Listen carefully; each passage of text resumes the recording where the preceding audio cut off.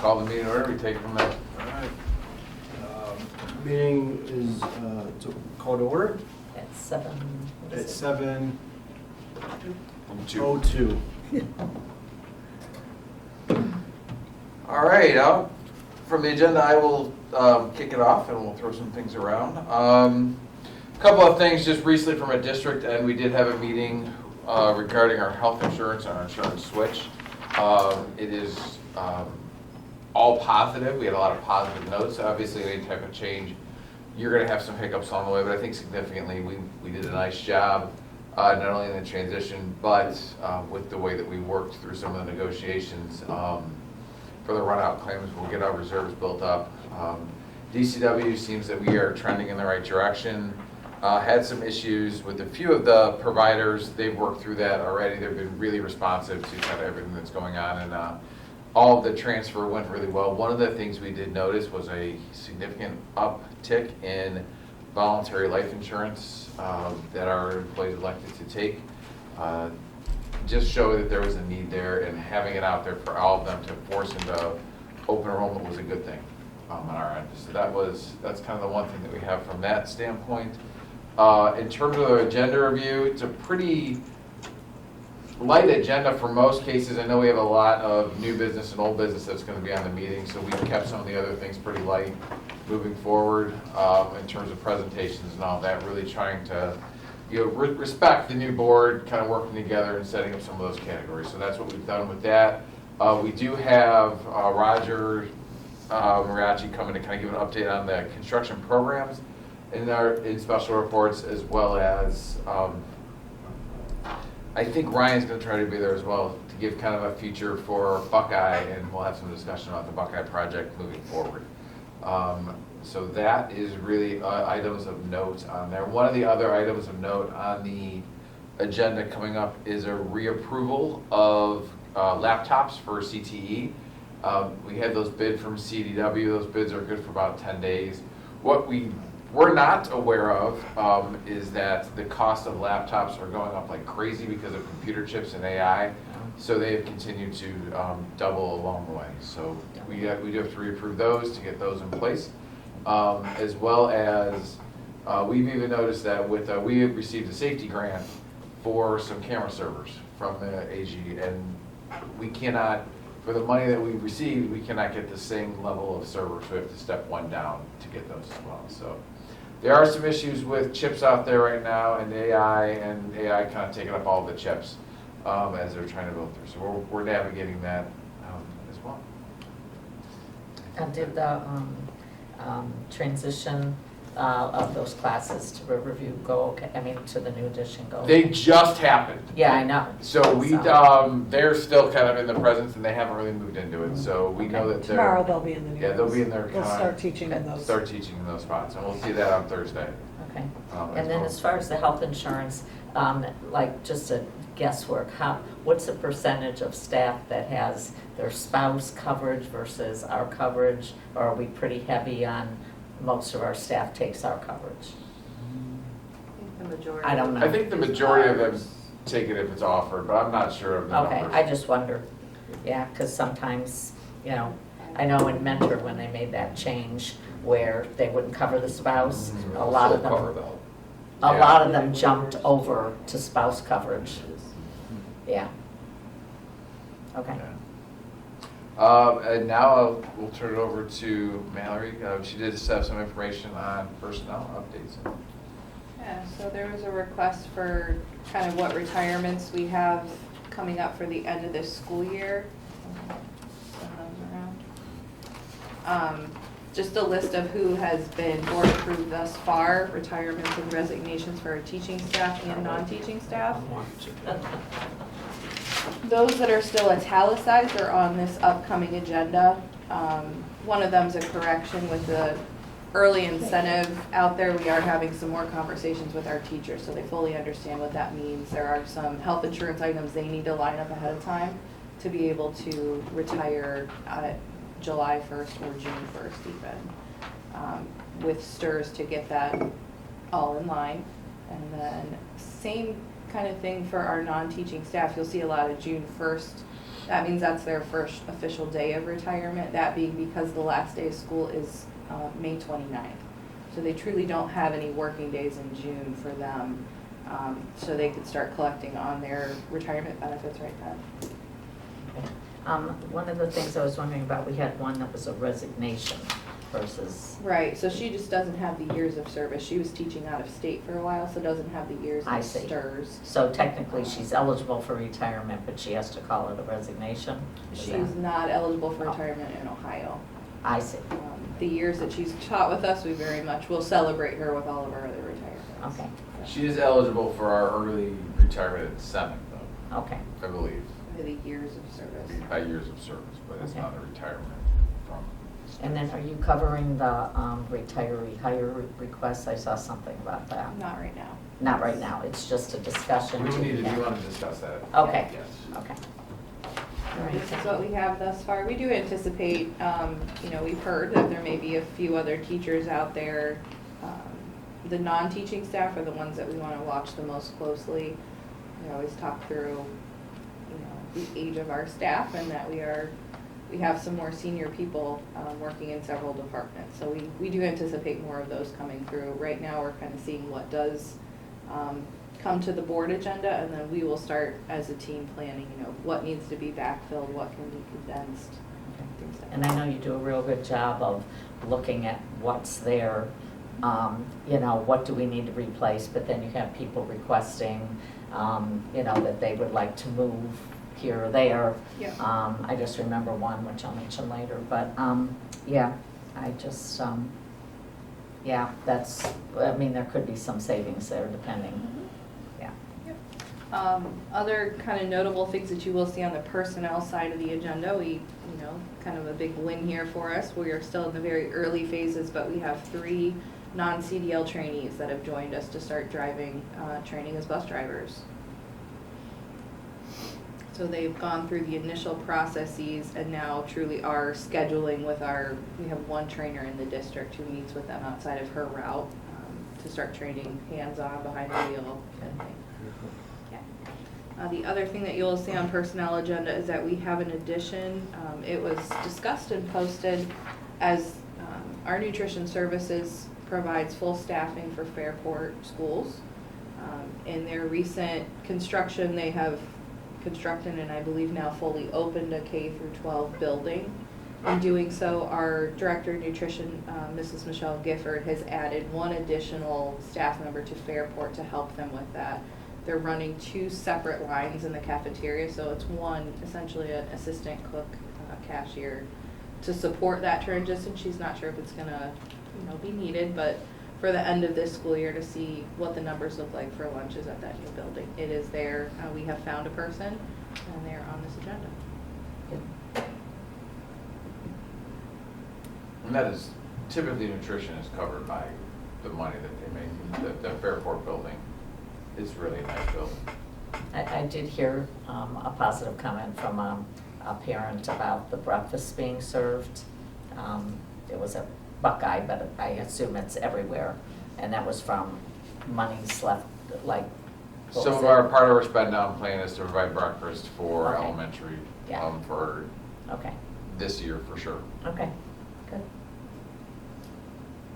Other than that, it's kind of quiet right now. Just Of working on note, some one of our other things. retirements is our band director, Yes.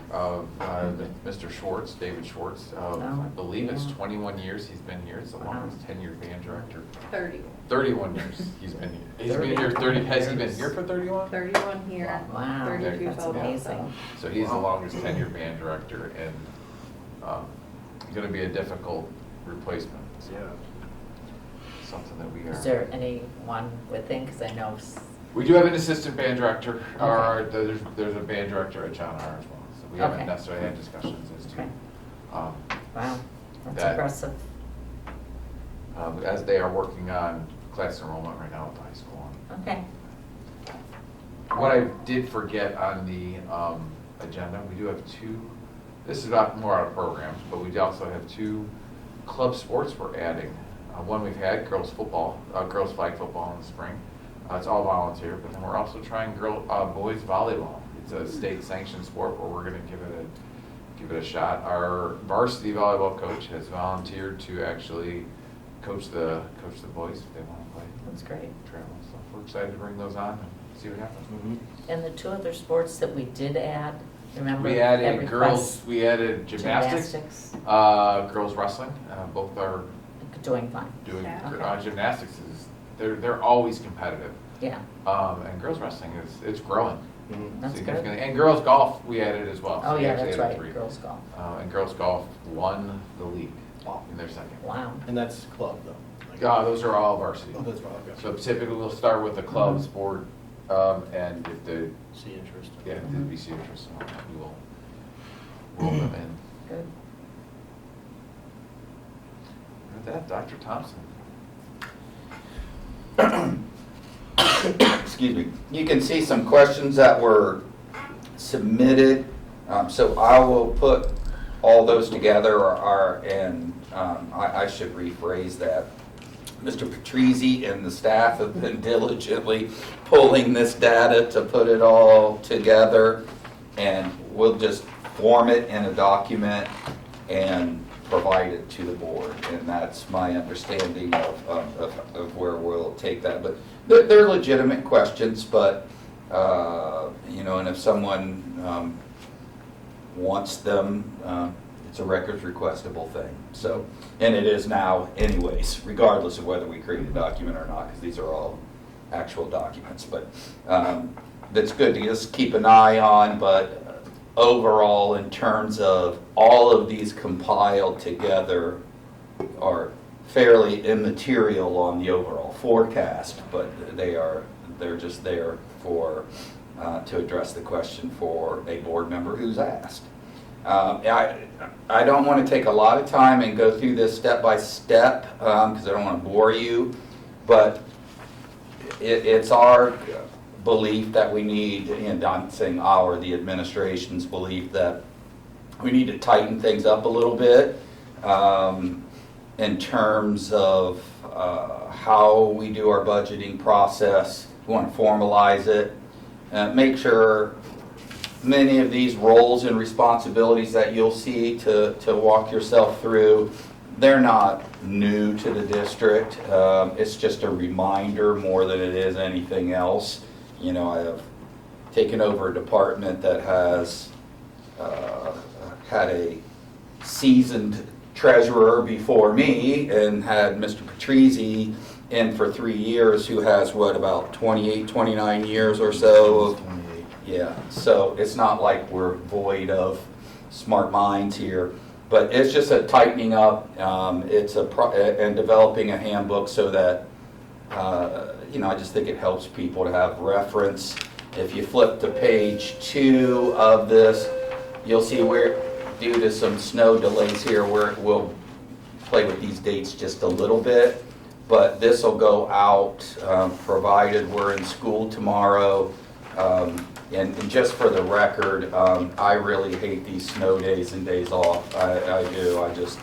We need to be in here, and you can see, I always encourage us to never call school off, so just for the record. But anyway, you can see here that you'll see it says under January 15th, it says instructions, templates, and deadlines. So we created an Excel spreadsheet. That's what we're going to use for now. It has every building and every department on it, and we'll list line by line of their normal expenditures. And then take for example like Melissa's department in curriculum. We'll go back the previous 3 years and take a look at what's been curriculum department spend, and then we turn to Melissa and say, what do you foresee happening this year? Is there something, do you have a K-12 math adoption or whatever it might be that impacts her budget, and then we'll appropriate accordingly. And then Melissa will be responsible for her expenditures out of her account. Currently, we send out for buildings a monthly finance report that tells them how much are in their accounts, but I think they need some training on how to utilize that document. And then, of course, we need to do it for departments as well. But then you can see the step-by-step process for developing budgets.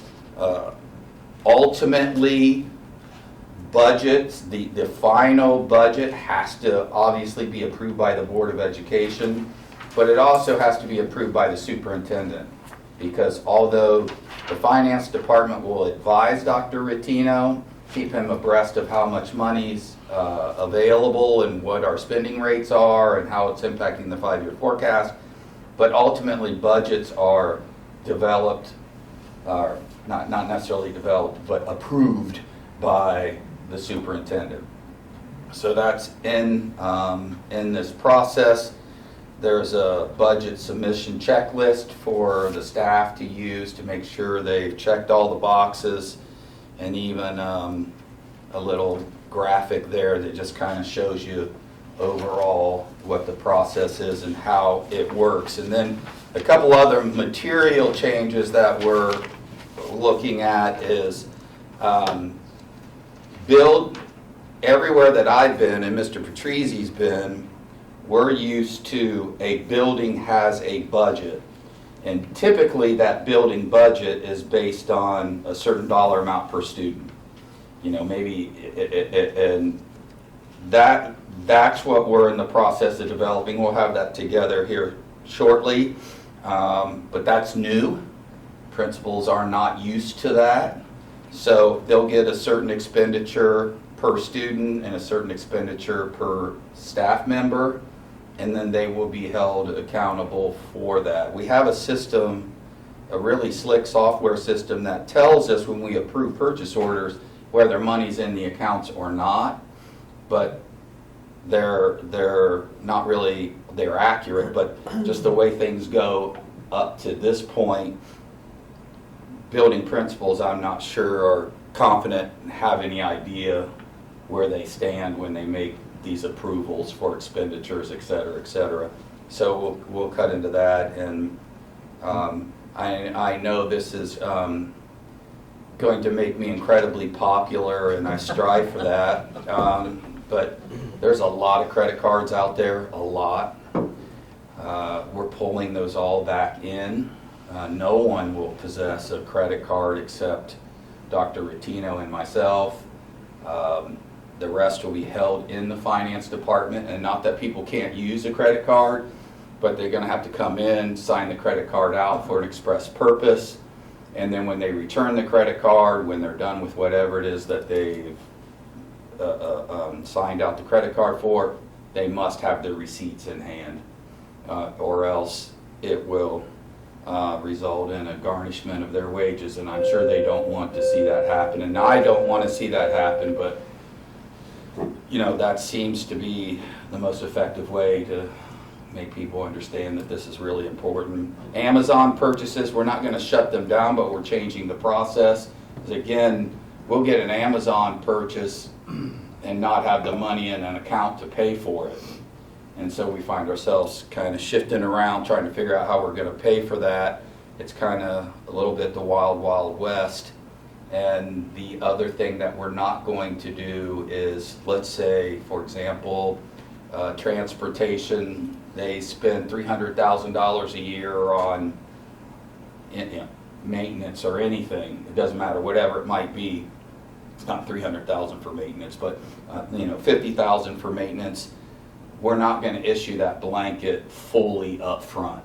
We're going to issue it in incrementally so that we can keep a better handle on what that budget looks like throughout the year, and we can tell if we've under budgeted, over budgeted, a whole lot easier to be able to monitor that a little more tightly. So those are just some of the things that we'll do. I'll do a more in-depth report to the board itself at a board meeting, and then this will appear on a board agenda for your approval.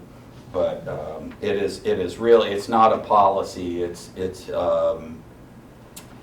an administrative guideline, not a policy. So that's why you won't see it come through with the policy committee. And just a reminder, because we're not used to this. We're used to a May 5-year forecast. And this is, I think, doesn't make a lot of sense. I know why it's jammed back. So the new 4-year forecast is due in February.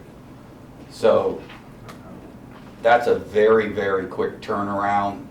The reason for it is the state wants to make sure we don't have too much money. So we're safe, we don't have too much money. But that's what it's for, to make sure that we're not exceeding that. Is it 40, end up being 40% threshold? Yeah, I think that's what it finished at. We cannot have more than 40% of cash reserves over and above our expenditures. So it's, this misperception that some have that school districts are rolling in cash, and I don't know any school We have districts their that, cash flow. well, they'll give you up to 40%, and after Okay, that, That's it. And they'll take it back. That's between all funds or individual funds? General fund, General general fund. fund. Yeah. Well, So PI doesn't play into that as, if you had 10 million in the PI, it doesn't affect that? No, not PI. So we'll get a better handle on all of that, obviously, as we kind of proceed, but we're gonna be jammed in February. There'll be a forecast. I'll try to get as much information out to you ahead of time, i.e. board, because we don't have the luxury of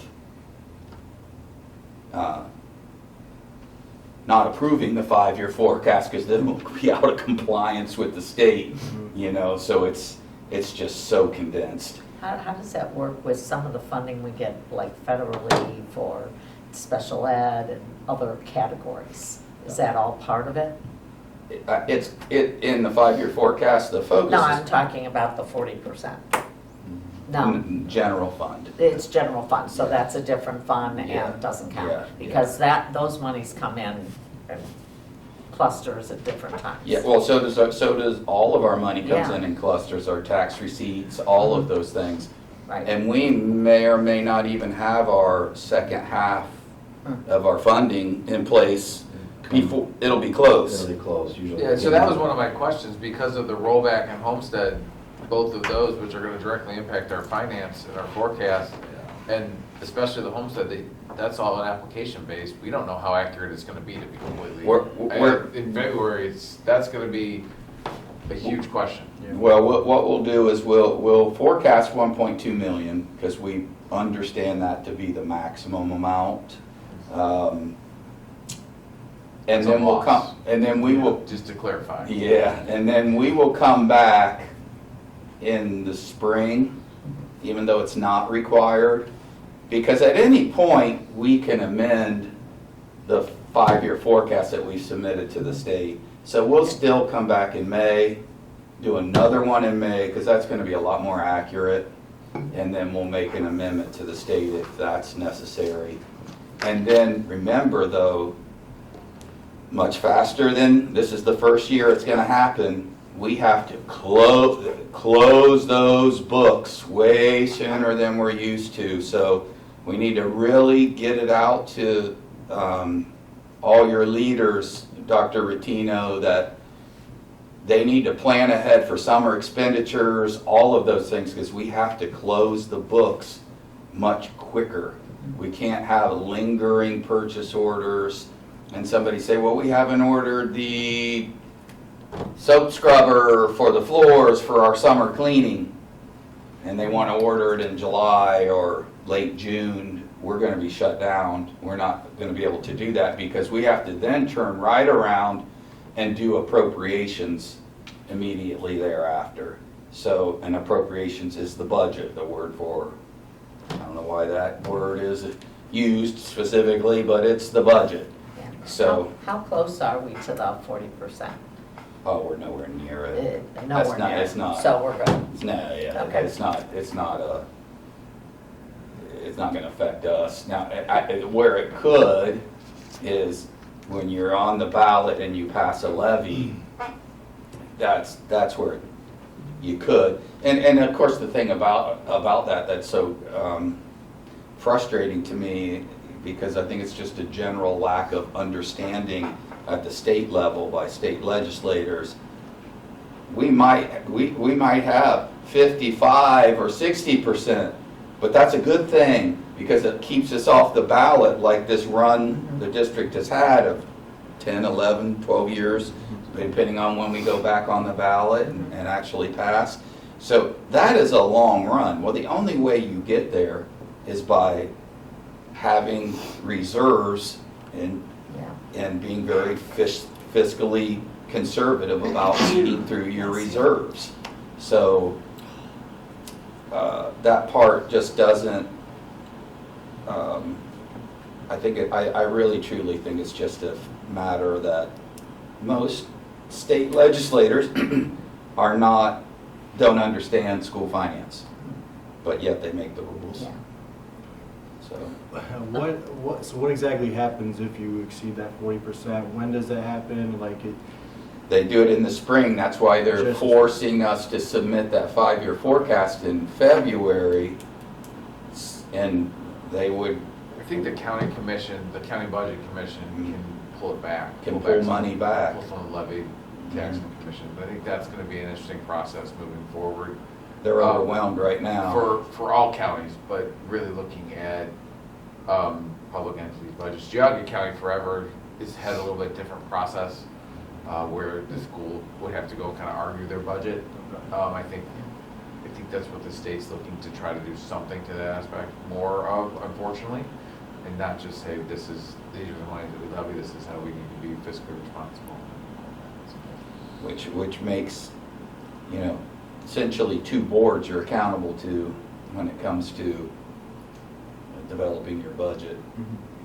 Through a school board, which that's your job, and then another line of oversight by county commissioners potentially. But that is the system that we find ourselves in. So we're underway with all of this process, and we'll have this going in a timely fashion.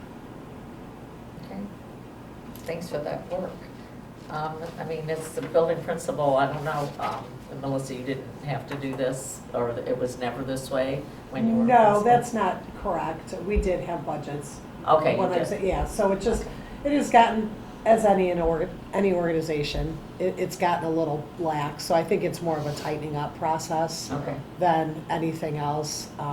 And with the turnover in principals Mhm. in the last couple of years, Right. just helping them to understand, I Yeah. think, how to stay on budget.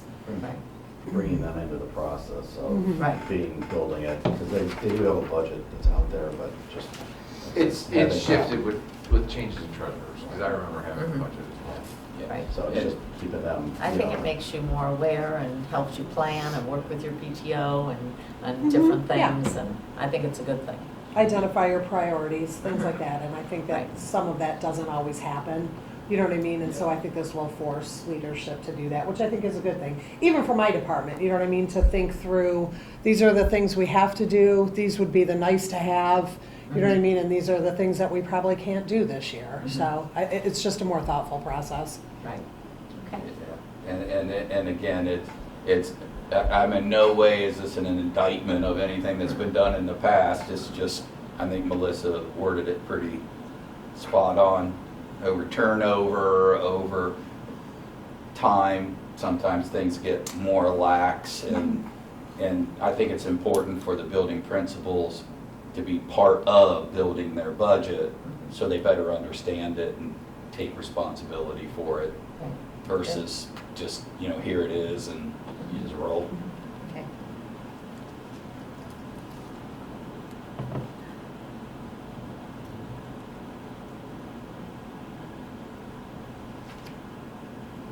All right, any questions?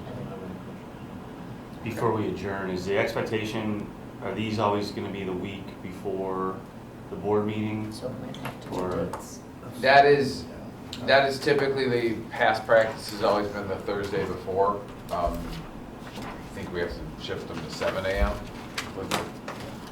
And Which for is fine. people like I me go to who work are anyway. aged, we need consistency in our life, young man. So the same day, the same time, Change it. yeah, don't change it. And if you do, hang signs on my door, call me, email me. Yeah, talk to me. Patrice usually texts me.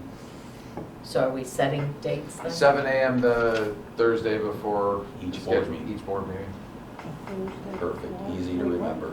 So The week before, yeah, week okay. before the board meeting, that's, And that's what we did last year, right? yes. So that And would it's, be, it's typically just, yeah, have kind of a handhold on the agenda review as to what's coming, and then also, the finances. so is that February 19th, just so I'm, That would be, the next one is February 19th, yes. okay. And we will get them onto the board calendar. And then will we turn around and do March 5th? We're gonna Yeah, do it on the that's 5th. a tight, I think That's there a was an quick adjustment. turnaround. in That one is a of the quick committees. turnaround on the 5th. Do we want to move that one? To the week after, or, no, we still would want. Well, we get into spring break too, and some of them. Why don't we just make sure we're prepared to put them to both of those together on the 19th of the preceding month, and then in March not? We just don't have to, could you do that? I mean, That's, I don't know. it's just a personnel thing. I mean, that turnaround's gonna be pretty easy. We could do it on the Yeah. 10th if we needed to. We could hold the 10th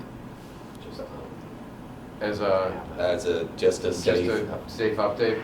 if we need it, we'll have it, if we Yeah. don't, we won't. Okay, fair. So we'll get the 5th or 10th of March. Yeah, so March 10th would be the only anomaly, but then the rest will be done. Are our donuts buyers in the office, or? They were closed due to cold. Yeah. Oh, so I thought unfortunate. the request was coming to Ratino, not me. Again, they were closed due to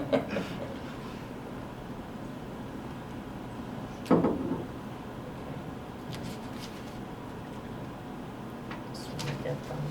And then, August, Which one do you want in August? I would recommend the August being before the, Chris, on May 14th, you have business advisory. well, we can move that one. No, because we have the 21st.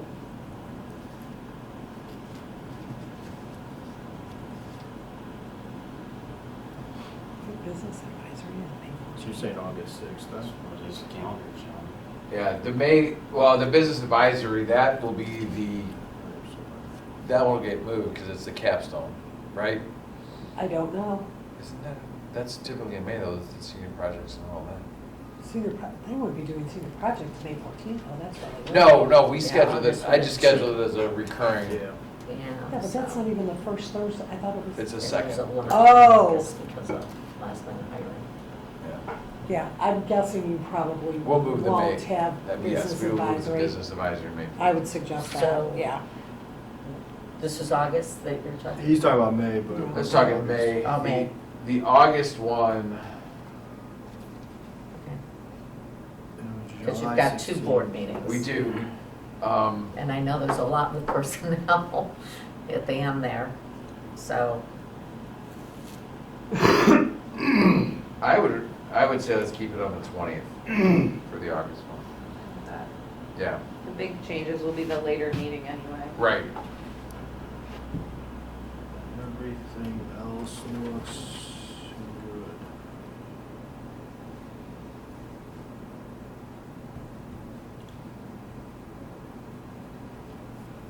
August is the 20th, you said? Yes.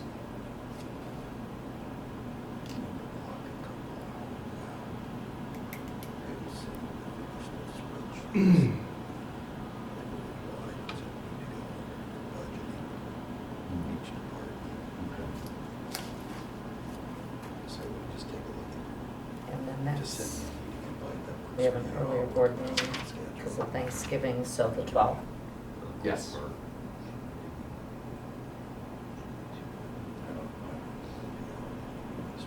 I am not writing these down, I assume they all come out. They will- they will- You caught that right. I just would like to go on record if someone will send me a calendar invite. Saturday. Yeah. Because Yeah, no, I give them, I give them twice, I don't know. they may come through and invite me and also come through. Yeah, If you're it allows me subscribed to just ignore the second All right, one usually. so, You good? yeah, yeah, yeah. all right. Sam?